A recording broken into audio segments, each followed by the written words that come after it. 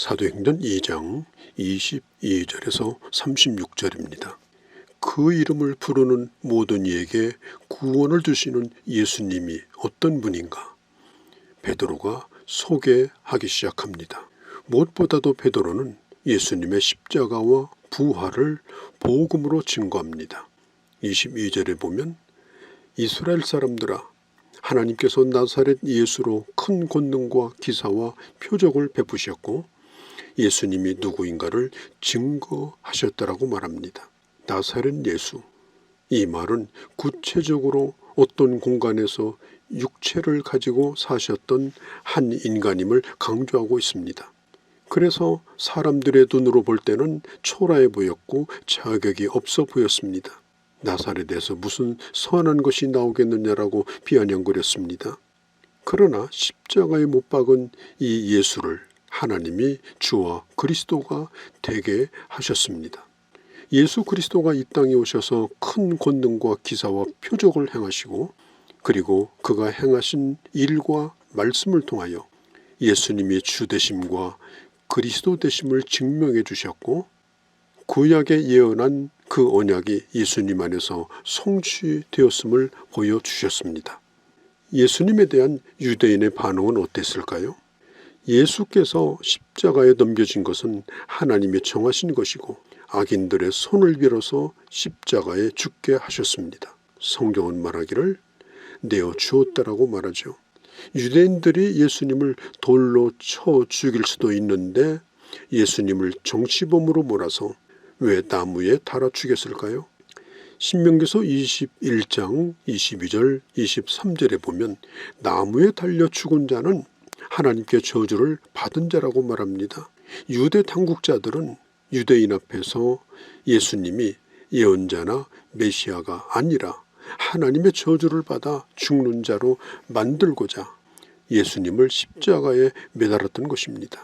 십자가에 못 박은 자들은 악한 자들이지만 그 십자가는 인간을 구원하는 하나님의 지혜가 되었습니다. 십자가는 우연히 결코 아니었습니다. 어쩌다가 되어진 일이 아니었습니다. 하나님의 계획 속에서 되어진 일입니다. 오래도록 주님께서 말씀하신 예언이 성취된 것이 바로 십자가인 것입니다. 24절에 보면 십자가에서 죽으신 예수 그리스도를 사망이 더 이상 붙들어둘 수가 없었습니다. 예수님의 부활은 사망의 빗장을 풀어 헤친 것이요 사망의 왕노릇하고 있는 그 권세를 무력화시킨 사건입니다. 예수님은 자신의 부활을 통하여 자신의 신성을 보여주었고 그리고 사망이 더 이상 생명을 이길 수 없음을 보여주셨습니다. 그렇기 때문에 누구든지 예수 그리스도를 믿는 자는 더 이상 사망에 매지 않는다라는 보증이 바로 예수님의 부활인 것입니다.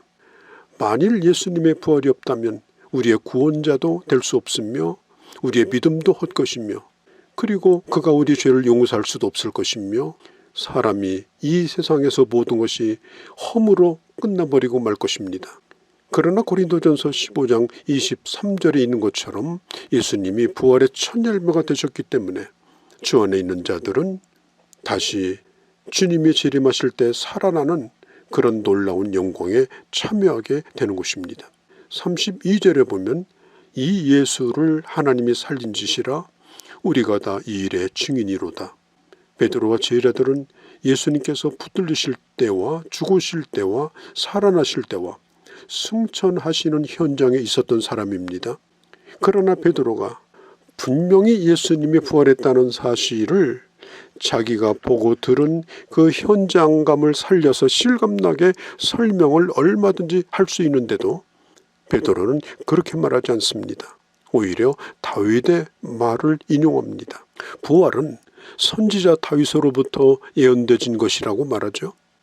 예수님은 다윗의 후손을 통하여 하나님이 이 세상에 보내시기로 한 메시아라고 베드로가 해석하고 있습니다. 다윗은 이미 죽어서 예루살렘에 그 묘가 있지만 다윗이 예언하기를 내 영혼을 음부에 버리지 아니하신다. 썩음을 당하게 하지 아니하신다. 그리고 생명의 길을 내게 보이셨다라고 하는 말은 자신의 죽음을 의미하는 것이 아니라 31절에 예수 그리스도의 부활을 예언한 것이라고 베드로가 해석합니다. 그런 면에서 다윗은 예수님의 부활을 예언한 선지자라고 베드로가 불렀죠. 32절에 우리가 다 이 일의 증인이로다. 사도들은 자신들이 증인이기 때문에 자신의 이 말을 숨길 수가 없었고 그리고 목숨을 걸고 증언을 하고자 한 것입니다. 예수님의 이야기는 부활로 끝난 것이 아니라 승천과 그리고 그분의 영광으로 이어집니다. 베드로는 예수님의 승천을 언급하시면서 하나님이 오른손으로 예수를 높이시고 하나님 우편에 예수께서 앉아 계시다라고 35절에 말합니다. 그리고 예수 그리스도를 지극히 높으시고 하늘과 땅의 모든 권세를 그 주님에게 주시고 모든 원수를 그 발 아래 무릎을 꿇게 하여 주셨습니다. 베드로는 오로지 하나님 말씀만 가지고 예수님을 증거했습니다. 자신의 경험을 말하지 않고 예언의 말씀이 어떻게 성취되었는가 증명함으로 말씀의 권위를 세웠습니다. 베드로는 오직 예수 그리스도만 증거했습니다. 예수님이 이 땅에 오시고 죽으시고 부활하시고 승천하시고 성령을 보내주시고 하나님 우편에 앉아 계시고 그분이 바로 우리의 주와 그리스도가 되셨다라고 36절에 선포합니다. 주님 그리고 그리스도 그분이 바로 예수, 이것이 바로 베드로 설교의 제목이며 이것이 바로 결론이었습니다. 베드로의 이 말을 듣고 있는 청중들은 얼마 전에 예수님을 십자가에 못 박은 그러한 자들입니다. 아직 예루살렘에 피비린내가 아직 채 가시지 않은 그 땅입니다. 그런데 그들을 향하여 베드로는 당신들이 예수를 십자가에 못 박았으나 살아났다라고 증거합니다. 그렇지만 베드로의 설교를 들은 어느 누구도 단 한 사람도 부활의 메시지에 대하여 반박하지 못했습니다. 만일 예수님이 부활하지 않았다면 예수님을 십자가에 못 박은 자들이 베드로를 그냥 두지 않았을 것입니다. 그러나 예수님의 부활이 사실이었기 때문에 그들은 예수 그리스도가 주님이요 그리고 그분이 구원자라는 사실 앞에 그들은 두려워서 떱니다. 여러분, 누군가에게 예수님을 소개할 기회가 생긴다면 이 베드로의 메시지를 한번 기억해 보시기 바랍니다. 이 짧은 설교가 얼마나 모범적이고 위대하고 강력한 설교였는지 그 결과를 보면 알 수 있습니다. 예루살렘에 살던 사람 중 3,000명이 그날 회개하고 세례받고 그리스도인이 됐습니다. 베드로는 요엘서와 시편을 인용하여 하나님의 말씀이 어떻게 성취되었는지 예수 그리스도 안에서 어떻게 이루어졌는지 예수 그리스도의 전 생애를 담아서 말씀을 전했습니다. 이것을 다 읽는데 10분 남짓도 안 되는 짧은 설교인데도 놀라운 결과를 가져왔습니다. 사랑하는 성도 여러분, 하나님의 말씀의 능력과 복음의 능력을 믿으시기를 바랍니다. 그리고 이걸 믿는다면 이와 같이 예수 그리스도를 증거할 수 있기를 바랍니다. 예수 그리스도는 우리가 믿어야 되는 분이요 그리고 우리의 목숨을 걸고 증거해야 되는 분이요 우리는 그분만 예배해야 되는 왕이요 우리의 주이신 것입니다. 거룩하신 우리 아버지, 베드로가 이 일에 우리가 증인이라고 말하며 피비린내가 가시지 않은 그 예루살렘 한복판에서 예수님의 부활을 증거했고 그날 수많은 사람들이 주님 앞에 돌아왔습니다.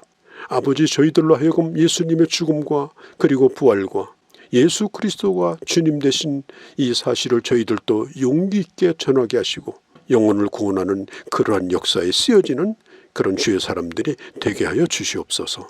우리 주 예수님의 이름으로 기도하옵나이다. 아멘.